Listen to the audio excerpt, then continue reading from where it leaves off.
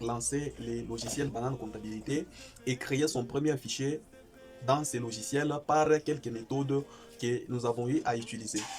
Et aujourd'hui, je vous montre comment il faut configurer un petit bilan sur ce logiciel Banane Comptabilité. Je vous prierai de suivre la vidéo dans son intégralité. Voilà, et comme je l'ai souligné dans la vidéo précédente, consistant à lancer le Microsoft ou soit les logiciels Banane Comptabilité, je m'excuse.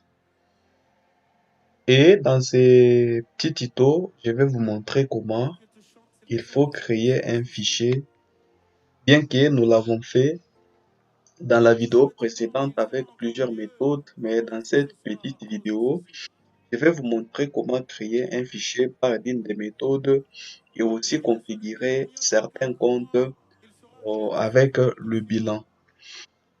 Pour ce faire, nous allons cliquer sur Fichier, après Fichier nouveau. Dans cette petite fenêtre, je vais prendre la comptabilité en partie double parce que c'est une démonstration simple. Je prends la comptabilité en partie double. Je vais cocher sur cette partie. Après ça, je vais sélectionner la partie à droite. Et puis, je clique sur Créer en bas. Je clique là-bas sur Créer. Je vais patienter. Voilà, dans cette fenêtre ici, nous allons insérer ou soit enregistrer certaines informations. Au niveau de l'entête gauche, je vais mettre soit Pilgrim. L'entête droite, je mets Pèlerin, soit Patrick. Date d'ouverture, je mets le premier, c'est le 1er janvier 2025. Et la date de clôture, je mets le 31 décembre 2025. Devise, je mets CDF. CDF. Il y a aussi certaines informations que nous pouvons enregistrer au niveau de l'adresse ici. On peut enregistrer certaines informations liées à la société, la courtoisie, prénom, nom de la famille, tout ça. Et puis ça, nous allons cliquer sur OK. Voilà, nous avons ici 3 tableaux. Nous avons les tableaux compte, écriture et aussi les tableaux totaux. Et lorsqu'il faut configurer le bilan, nous allons utiliser les tableaux compte. Et nous sommes ici dans base. Tableau compte et nous sommes en base. Voilà, nous allons essayer de configurer un petit bilan. La première des choses ici, au niveau de la section, nous allons insérer l'indice qui est considéré comme un code qui représente les indices qui représentent certains éléments que nous allons saisir au niveau du libellé. Comme par exemple, si nous voulons insérer l'entête du document, soit de ce que nous voulons faire, nous allons représenter ça par l'indice étoile. Donc, après ça, ici, nous allons mettre bilan de l'établissement, par exemple, Pilgrim. Bilan de l'établissement Pilgrim. Et à la deuxième ligne, nous allons d'abord récupérer le compte, nous allons d'abord insérer le titre de l'actif. L'actif est représenté par le code ou soit l'indice 1. Donc, on va mettre ici 1 qui signifie actif. Et de l'autre côté, nous allons mettre actif. Après ça, qu'est-ce que nous allons faire? Nous allons insérer certains comptes de l'actif. On prend par exemple, dans le cas par exemple de l'élaboration d'une facture. Ici, je vais essayer d'enregistrer certains clients qui viennent payer les produits dans mon établissement. Je mets ici 31 1 00 par exemple. Je mets client def. Deuxième client, je mets 31 1 0 0. Je mets client Robert. Troisième client, je mets client 31 1 1. Je mets client Patrick. L'autre, je mets 31 1 1 1. Je mets client pèlerin, par exemple. Dès que je termine avec les comptes d'actifs, voilà, au niveau du groupe ici, je vais créer un code. Je mets soit AA, qui est un système de totalisation. Ici, je vais mettre total. Total, je mets total actif. Et au niveau de P classe, qu'est-ce que je vais faire? Je vais récupérer l'indice que j'avais mis au niveau de la section. L'indice, c'est 1. Je mets 1. Et ici, je mets encore 1. Donc, partout où il y a les comptes d'actifs, je mets toujours cet indice.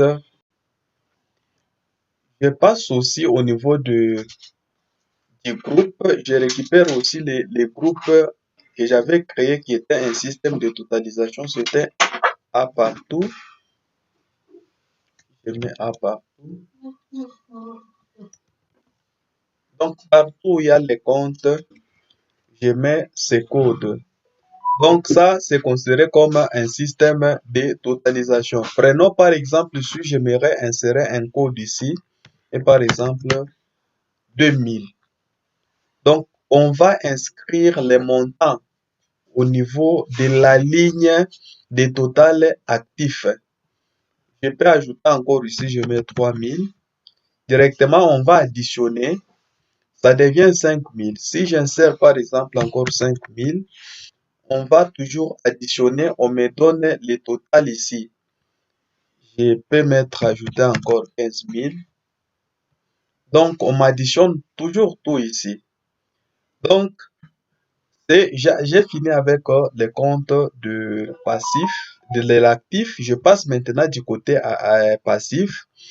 Le passif est symbolisé par l'indice 2. Donc ici, je mets passif. Je mets passif. Et au niveau du groupe ici, je peux créer soit les comptes, je préfère soit les comptes 10, 10, 1, capital,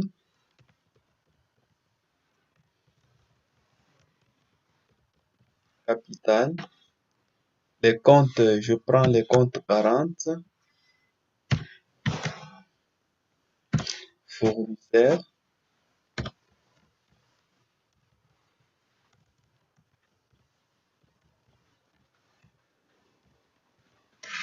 fournisseur. Et je crée aussi un code au niveau du groupe ici, je mets soit BB. C'est un exemple. Les codes, vous pouvez mettre n'importe quoi.